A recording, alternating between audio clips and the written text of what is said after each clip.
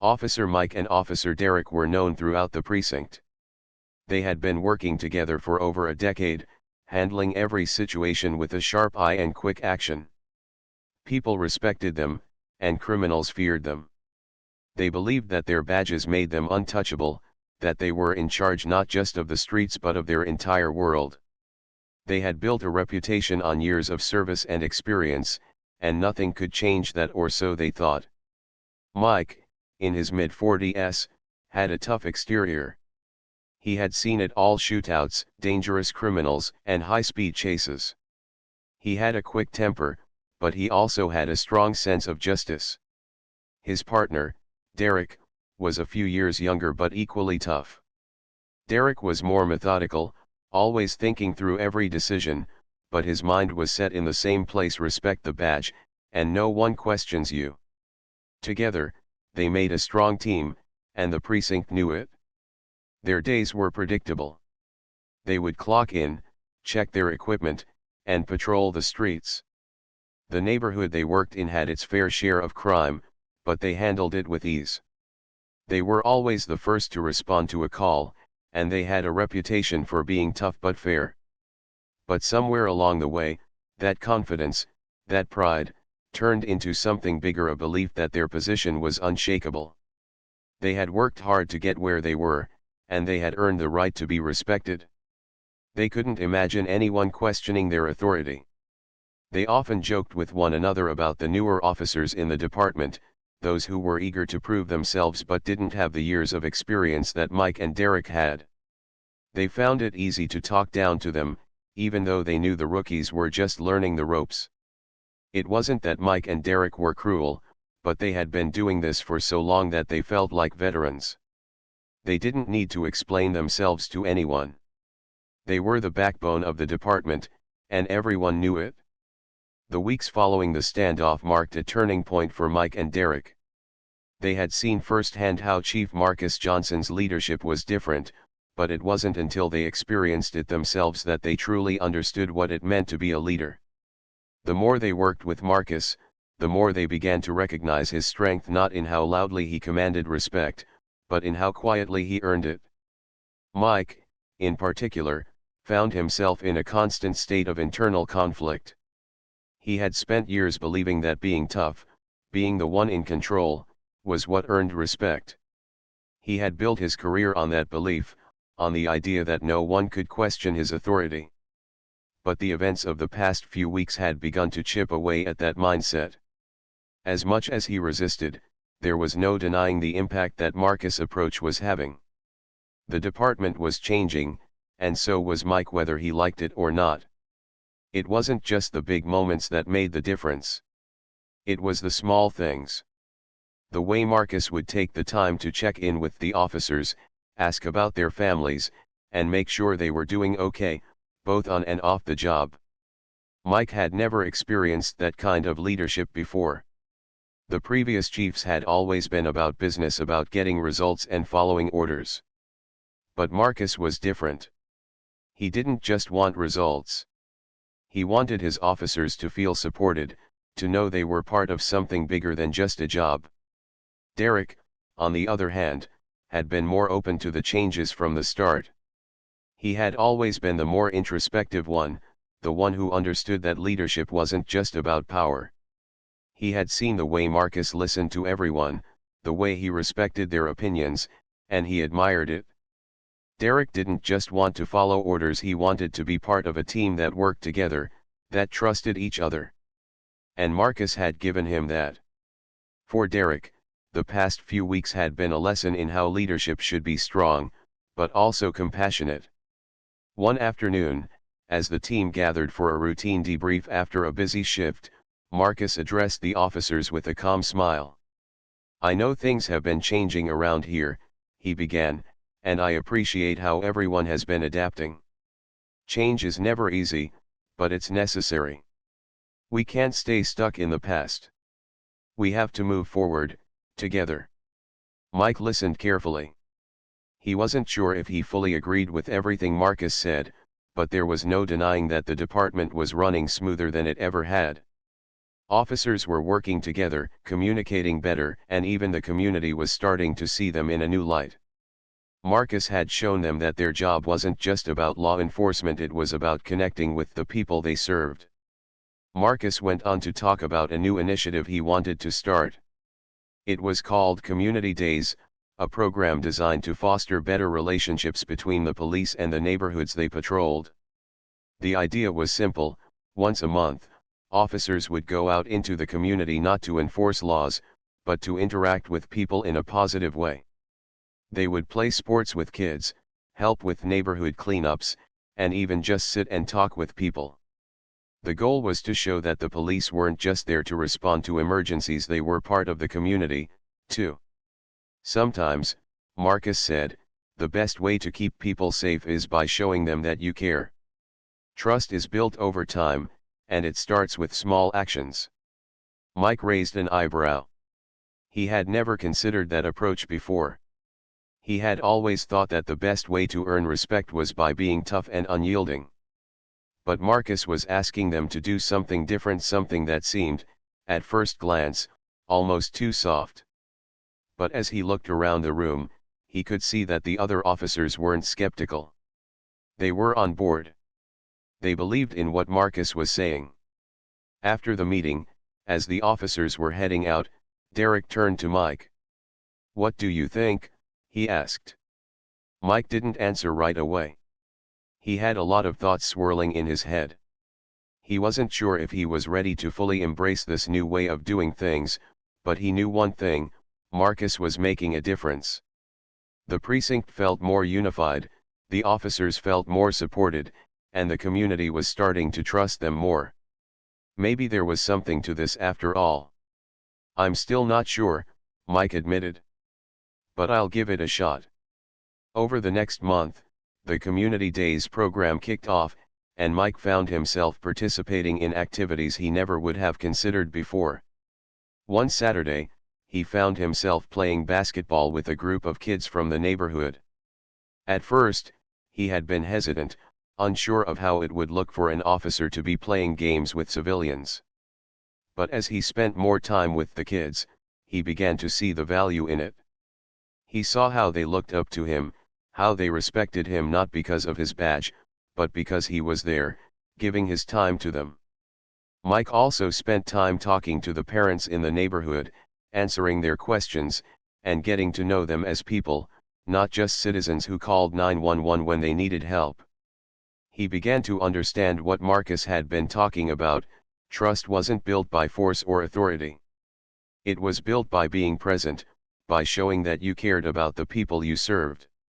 Derek, who had embraced the idea of Community Days from the beginning, was thriving in this new environment. He was able to connect with people in a way he never had before. He felt like he was part of something important, something that truly made a difference. The shift in the department was palpable. Officers were more engaged, more connected, and more willing to work together for the greater good. The more Mike participated in these community building activities, the more he began to change. He started to realize that being a leader wasn't about controlling others, it was about guiding them, listening to them, and supporting them when they needed it most.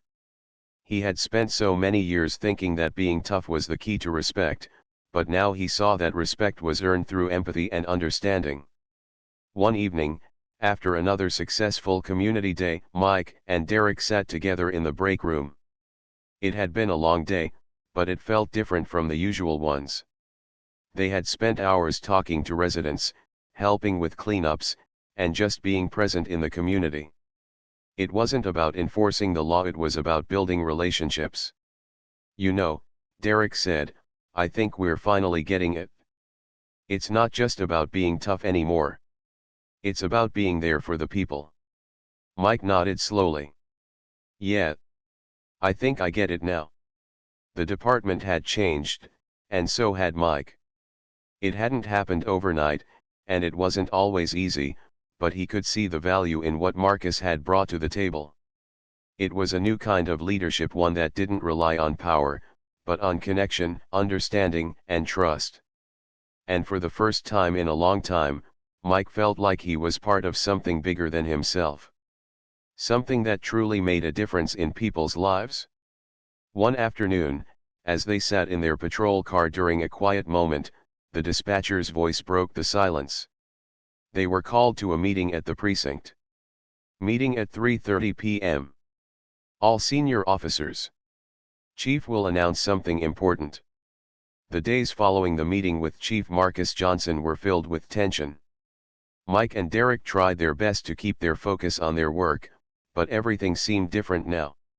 Every day, they found themselves thinking about the changes that had been announced.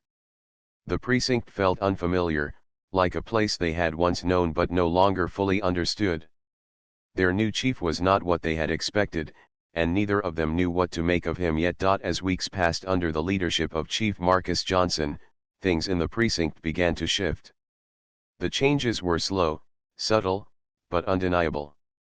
Officers were beginning to see a different side of their work, and for the first time in years, there was a sense of unity that hadn't existed before. But not everyone was on board with this transformation. For Mike and Derek, the old ways of doing things were hard to let go of. They had built their careers on the belief that strength and toughness were what made an officer respected. Now, Chief Johnson was asking them to rethink everything they had ever believed. Mike, in particular, struggled with the new approach. He had always prided himself on being tough, on getting the job done without unnecessary sentimentality. To him, emotions had no place in law enforcement. He had always believed that the job was about keeping control, maintaining order, and responding swiftly to threats. But now, Marcus was pushing for something else. He wanted the department to focus on relationships, working with the community, building trust and understanding. It sounded nice in theory, but Mike couldn't help but feel like it was a distraction from what really mattered, keeping the streets safe. One afternoon, a situation came up that tested Mike's patience and the new direction the department was headed. A tense standoff had erupted in a local neighborhood. A man was holed up in his house, holding his family hostage, and the situation was quickly escalating. Mike, Derek, and several other officers were called in to handle the situation. It was a delicate scenario that required quick thinking, precision, and control. Mike felt the familiar rush of adrenaline. This was the kind of situation he had been trained for, the kind of situation where toughness and authority mattered most. As the officers gathered in the briefing room to discuss the situation, Mike noticed something unusual. Chief Marcus Johnson was there, sitting with the team, listening intently. He wasn't barking orders like Mike had expected. Instead, he was calmly asking questions, probing for information, and encouraging everyone to think about the bigger picture.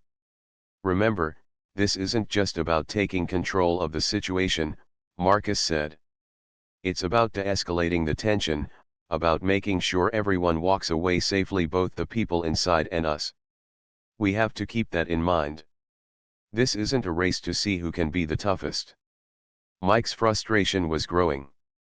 He didn't disagree with the idea of saving everyone, but he felt that Marcus was too focused on the emotional side of things. There were lives at stake, and in his mind, the most important thing was ending the standoff before anyone got hurt, no matter how it was done. "I understand the importance of de-escalation," Mike said, trying to keep his voice steady.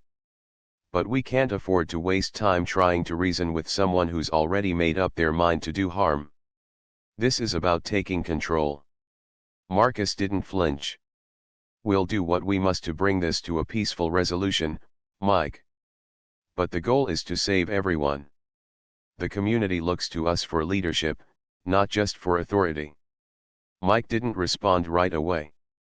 He wanted to argue, to stand his ground, but something held him back. The other officers seemed to be agreeing with Marcus, nodding as he spoke.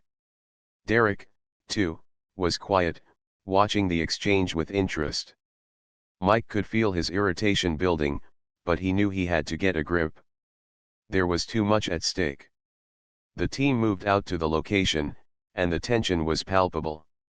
As they approached the house, Mike could see the standoff unfolding through the window. The suspect was holding a gun, shouting at his family, and everything about the situation screamed danger. Mike felt the familiar urge to rush in, to take charge, and to end the situation swiftly. But Chief Marcus Johnson had other ideas. "We'll go in quietly," Marcus instructed. "No aggressive actions unless absolutely necessary. We're going to try to talk him down first." Mike could hardly believe what he was hearing. It was the kind of thing that made no sense to him. In situations like this, hesitation could cost lives. But Chief Johnson's calm demeanor was contagious. Even Mike felt a bit of the tension leave his shoulders as they took position outside the house. Marcus's words echoed in his mind, "The goal is to save everyone." After a tense few minutes, Marcus gave the signal, and the team moved into action. Mike and Derek followed the others into the yard, taking their positions while Marcus spoke through a loudspeaker to the men inside. "We know you're upset, but we want to help. Please, let's talk." The standoff continued, but instead of charging in, Marcus kept his cool. His calm words slowly worked their magic. The situation didn't end immediately, but gradually, the man began to lower his weapon. He stepped outside, hands raised, ready to surrender. Mike stood there, stunned. It had worked. They had managed to resolve the situation without violence, without anyone getting hurt. As the officers cuffed the suspect and escorted him away, Mike stood still for a moment, taking it all in. The adrenaline was still high, but there was something else, a sense of accomplishment, of relief. This wasn't how he had envisioned it going. In his mind, this had been a job that required force, that demanded someone to take charge with strength and speed. But Marcus had done something different. He had shown patience, understanding, and above all, leadership. And it had worked. As they returned to the precinct, the officers were quiet. The tension from earlier had eased, but Mike couldn't shake the feeling that something had changed in him. For the first time, he realized that his way of doing things wasn't the only way. He had always believed that toughness and control were the keys to success, but today, Marcus had proven that there was another way, a way that involved listening, understanding, and building trust. Later that day, Mike and Derek sat together in the break room, reflecting on the events.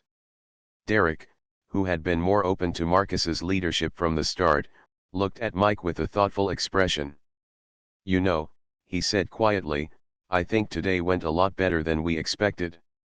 It's not just about control anymore. It's about people. It's about the bigger picture." Mike didn't say anything right away. He was still processing everything, still trying to make sense of what had happened. But Derek was right. Marcus had shown them that there was more to being a leader than just issuing orders. There was a human side to the job that they had been ignoring. And it made all the difference. As the days passed, Mike began to change. He started to see things differently. He still believed in the importance of keeping the peace, of protecting people. But now, he understood that achieving that goal didn't always require force. Sometimes, it meant listening, understanding, and finding common ground. Mike wasn't fully there yet, but he was beginning to understand that the world he had known, the world where badges and strength meant everything, wasn't the only world. There was more to leadership than power, and Marcus Johnson had shown him that. At first, Mike tried to dismiss the growing unease in his mind. He threw himself into his work, hoping that time would take care of things. But the more he saw Marcus Johnson walking through the precinct, the more he realized that things weren't going to go back to the way they were. The new chief moved with confidence, greeting officers and addressing them by name. His demeanor was calm, but there was an authority in the way he carried himself that demanded respect. Derek, on the other hand, wasn't as good at hiding his thoughts. He had always been the more introspective of the two, and the uncertainty about their new chief was gnawing at him. He tried to keep his distance from Marcus Johnson, not wanting to show too much interest in him just yet. But it became increasingly difficult to ignore how well liked he was becoming in the precinct. Officers who had once been skeptical were now nodding in agreement with his ideas. The more Derek observed, the more he realized that Marcus was winning people over, slowly but surely. Chief Johnson was everywhere in the precinct, not just sitting behind his desk, but actively engaging with the officers. He wasn't a figurehead. He wasn't someone who barked orders from afar. He was present, involved, and genuinely interested in what his team had to say. He would ask about the difficulties they faced on the job, offer suggestions, and most importantly listen. It wasn't like any leadership Derek had ever seen. The old chiefs had always been more focused on their own power, but Marcus Johnson was different. He wanted to be a leader who truly cared about his people, not just about enforcing the law. One morning, during roll call, Chief Johnson called all the officers into the briefing room. Mike and Derek walked in with the rest of the team, exchanging uncertain glances. They still weren't sure about him, and neither knew what to expect from this meeting. The chief stood at the front of the room, holding a stack of papers. He looked up and smiled at the officers, his calm presence filling the room. He didn't speak immediately. Instead, he waited, allowing everyone to settle and focus. "We've had some incidents in the past few weeks that we need to address," Marcus began. "I know this department has a long history, and I respect that. But it's time for us to take a look at how we've been doing things. We've been called to serve and protect, but there's always room for improvement. We can do better, and that's what we're going to do." His words weren't just a lecture. They were a call to action. The officers listened carefully as he talked about making sure the community felt safe and heard, something that resonated with Derek more than he expected. For years, Mike and Derek had treated the community as if it was something to control, not something to connect with. But now, the idea of building trust with the people they served was becoming more real. The chief went on to talk about how they would begin to implement new strategies to improve relations with the community, which included regular outreach programs and more transparency within the department. "We need to show the community that we're not just here to enforce the law, we're here to build relationships. Our job isn't just to respond to calls, it's to prevent problems before they even happen," Marcus said. As the meeting ended, there was an air of uncertainty. Mike still wasn't convinced. He couldn't shake the feeling that something was being taken away from him. He had spent years believing that his badge made him invincible, that his experience was enough to demand respect. But Marcus Johnson wasn't asking for respect just because of his position. He was earning it by showing genuine leadership. Mike couldn't help but feel a little threatened. Was he no longer the authority he once was? Was this new way of doing things really the right path? For the first time in a long time, Mike questioned his place in the department. But even as those thoughts raced through his mind, he couldn't deny that there was something magnetic about Marcus' leadership style. He wasn't just following orders, he was setting an example. Derek, on the other hand, was beginning to open up. He didn't have the same resistance as Mike. He saw the value in what Marcus was saying. Derek was a methodical thinker. He liked structure, but he also liked progress. And there was something about Marcus' vision that made sense to him. He had always been skeptical of the way the department had worked before. Sometimes, the system felt rigid and disconnected from the needs of the people. Marcus was talking about real change, not just superficial improvements. It was about listening, understanding, and adapting. Derek felt the weight of those words. Maybe this change wasn't as bad as he had first thought. The next few weeks saw more changes. The chief began meeting with officers one-on-one, asking them what they needed, what they felt was missing in their work, and what could be improved. At first, Mike and Derek were hesitant to sit down with him. They weren't sure what he wanted from them.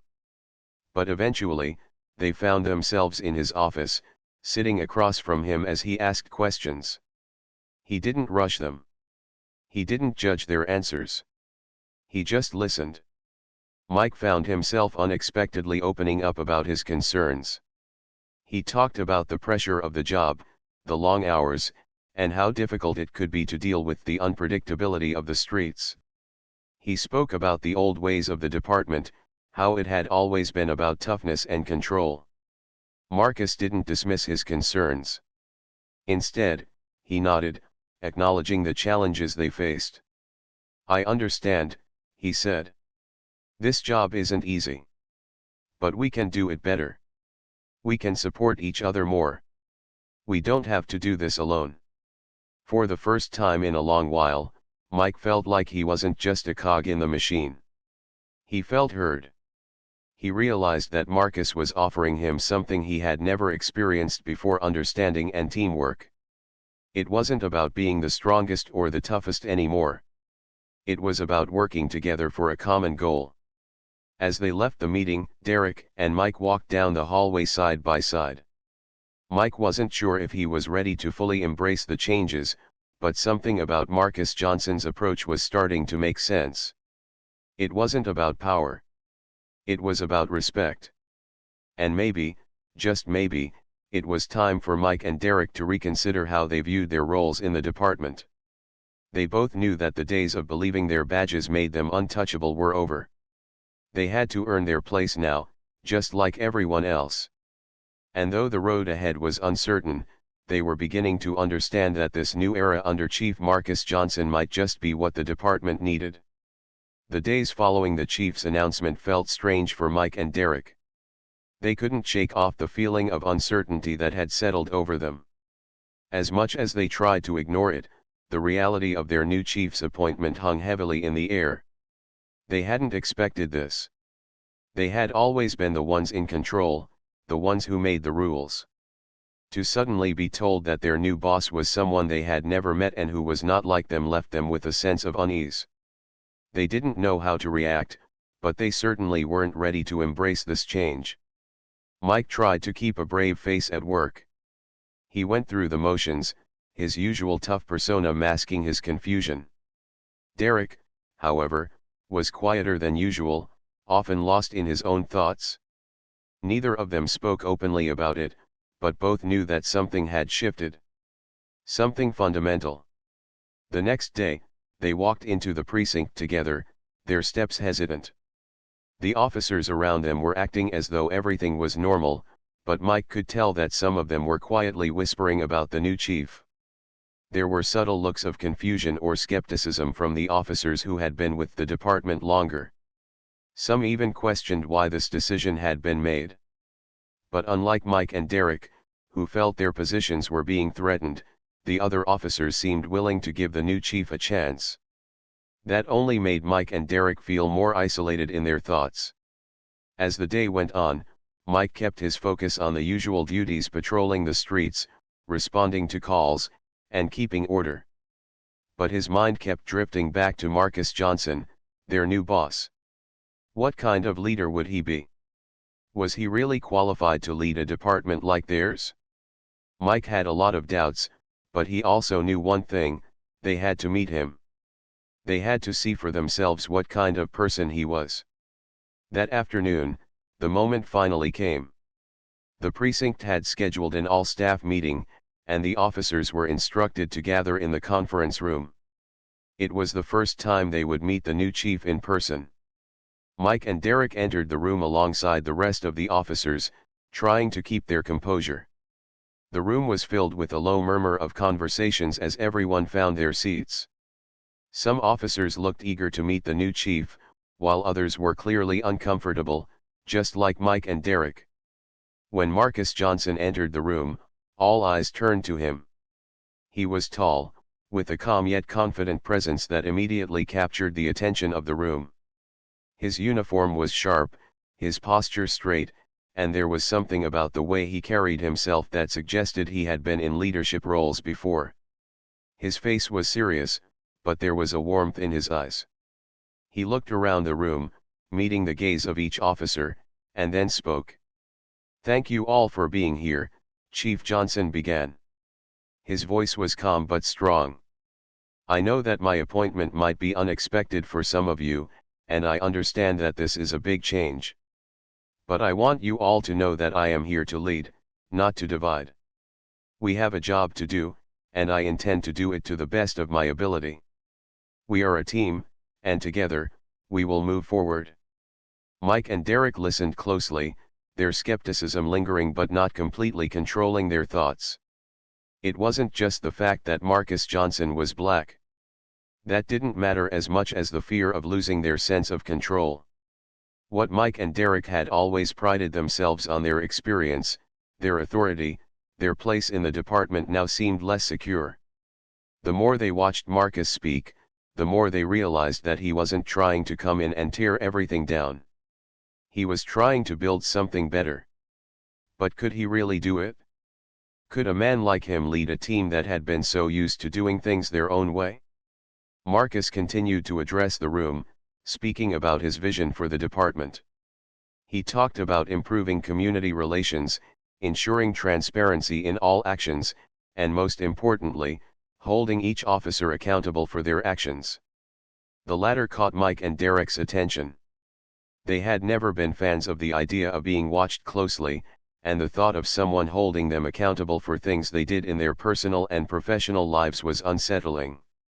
It wasn't that they had done anything wrong, but the idea that someone would be closely watching their every move felt invasive. They had been in control for so long that the thought of losing it, even just a little, made them uncomfortable. But there was something about the way Marcus spoke that made them hesitate.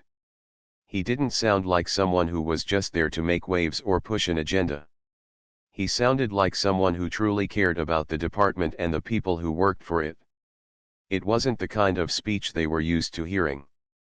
Most of the previous chiefs had been more focused on the job itself, enforcing the law, keeping the streets safe, and making sure the officers did their duty. But Marcus was different. His approach wasn't just about enforcement. It was about people. Each of you plays an important role here, Marcus said, looking directly at the officers seated around the room. You are not just enforcers of the law, you are members of the community. I want to make sure we are doing more than just responding to calls. I want us to be proactive, to build relationships with the people we serve. Trust is key to everything we do. Mike and Derek exchanged glances, their skepticism growing. Could they really trust this new chief? Could they follow his lead without feeling like their authority was being undermined? The more Marcus spoke, the more they realized that this wasn't just about the department's rules or even his own authority. It was about a shift in culture, a shift in how they viewed their roles, how they interacted with the community, and how they viewed each other. The meeting ended soon after that, and the officers filed out, still processing what they had just heard. As they walked out of the room, Mike felt a knot in his stomach. Derek seemed lost in thought, his brow furrowed. Neither of them knew how to feel. They had always been in control, always the ones who made the decisions, the ones people looked up to. And now, they were being told to trust a new man, a man they didn't know, who wanted to change everything. As they walked back to their desks, Mike tried to shake the uneasy feeling. But deep down, he knew this was just the beginning of something bigger. Something that would challenge everything they thought they knew about their job and their place in the world. Mike and Derek had always thought their badges made them untouchable. But now, they were starting to realize that maybe, just maybe, they weren't as untouchable as they had believed. Mike and Derek exchanged a quick look, both raising an eyebrow. There was always something happening at the precinct, but a senior officers-only meeting was unusual. They didn't think much of it at first. Maybe it was just another update on their routine procedures or a new training program. Nothing that would really affect them. They had earned their place, after all. As they drove to the precinct later that day, the mood shifted slightly. There was an energy in the air that they hadn't felt in a while. Officers moved quickly, some whispering to one another in the hallways. It felt like something big was coming, but no one was talking about it openly. When Mike and Derek entered the meeting room, they noticed that most of the senior officers were already seated, their faces serious. There was an air of anticipation that hung over the room. Mike took his usual seat at the back, leaning back in his chair, arms crossed. Derek sat beside him, looking around but saying nothing. The chief, a tall and imposing figure who had been leading the department for over 10 years, walked into the room. He was known for his stern demeanor and no-nonsense attitude, but even he seemed different today. His eyes scanned the room, and for the first time, he looked a bit uneasy. It was a rare sight, and Mike and Derek shared a quick glance, sensing that whatever was about to happen would be unlike anything they had expected. "Good afternoon, everyone," the chief said, his voice steady, though it carried an edge of uncertainty. "I have an important announcement to make." The room fell silent. Mike leaned forward slightly, sensing the weight of what was coming. The chief continued, "We've had a lot of changes in the city lately. Things are shifting, and it's time for our department to do the same. The city has decided to make a new appointment, and it's a big change for us all." At this point, the chief paused, letting the words settle into the room. Mike felt his pulse quicken, but he didn't show it. Derek remained still, his face unreadable, but even he couldn't hide the slight tension in his body. The chief's next words left everyone in the room stunned. "Our new police chief will be Officer Marcus Johnson." The name hit like a shockwave. Mike's jaw tightened. Derek blinked, unsure if he had heard correctly. Marcus Johnson? The name was unfamiliar, but the shock wasn't from the name itself, it was the fact that Marcus Johnson was black. The officers in the room, Mike and Derek included, weren't prepared for this. They couldn't hide their surprise, though they tried to mask it quickly. For years, the city had been predominantly white, and so was the police force. Having someone of color in charge was unheard of. There had never been a black man in charge of their department, let alone someone who would outrank them. Mike and Derek exchanged glances, their minds racing with questions. They weren't sure how to process the news. The chief cleared his throat, perhaps sensing the discomfort in the room. "Officer Johnson has an impressive background. He comes from a military background and has been an exemplary officer for over 15 years. He's been with us for some time now, and he's proven his leadership skills." Despite the chief's praise, Mike and Derek weren't convinced. The idea of a black man leading them, someone who they hadn't even worked with directly, didn't sit well with them. It wasn't just about his race, it was about the shift in power. It was about their place in the department being questioned, their authority being challenged in a way they couldn't ignore. "His appointment is final," the chief added, his tone firm. "I expect everyone to show him the same respect you would show me. The decision has been made." With that, the meeting ended, and the officers slowly filed out of the room. Mike and Derek walked out in silence, their minds buzzing with thoughts they couldn't yet put into words. They had always believed that their badge made them untouchable. They had never imagined a day when someone else, especially someone they didn't know, could walk in and take that power away from them. The road ahead seemed uncertain, and as they left the precinct, they couldn't help but wonder, would they be able to accept this change?